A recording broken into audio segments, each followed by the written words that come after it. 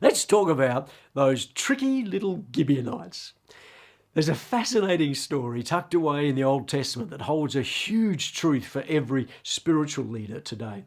Joshua has begun his journey into the promised land. He's under strict instructions to drive out all the inhabitants and has already had two great victories. Momentum is on his side, but then something unexpected happened. The Gibeonites who lived in the land came pretending they came from another distant land and wanted to make a treaty of peace. It must have seemed like a breath of fresh air to Joshua. At last he'd met some friends and wouldn't need to go into battle. So he makes a treaty of peace with them. And that's when things get interesting.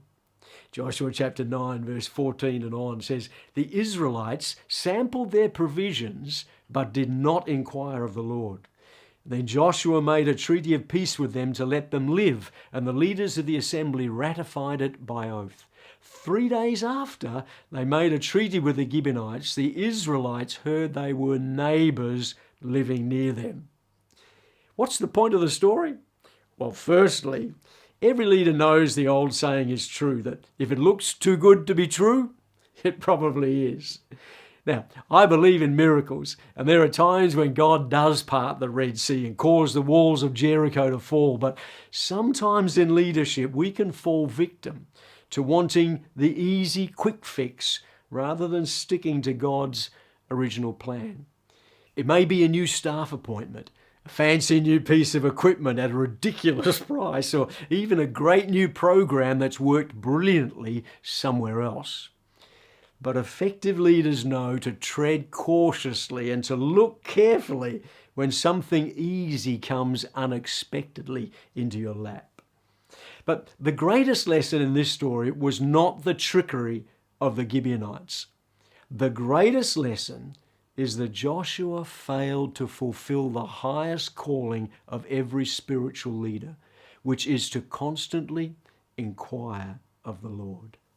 Rather than seek God's guidance, Joshua relied on his own experience, and seeing only the external evidence before him, ended up making a decision that would cost him dearly.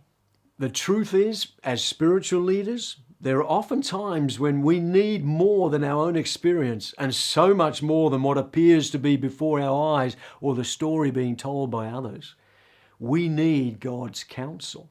We need to stay in that place of total dependence, because there will always be things we do not see or cannot understand. But God always does. God always knows exactly what's going on. He always knows what the enemy is up to. He always has a perfect plan. And if we're careful to seek Him, to ask for His guidance, to live sensitive to the Holy Spirit, He will always tell us exactly what we need to know and do.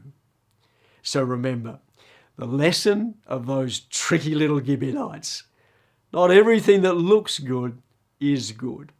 So stay in the place of humble dependence. Seek God, because He'll definitely help you stay out of a whole lot of trouble.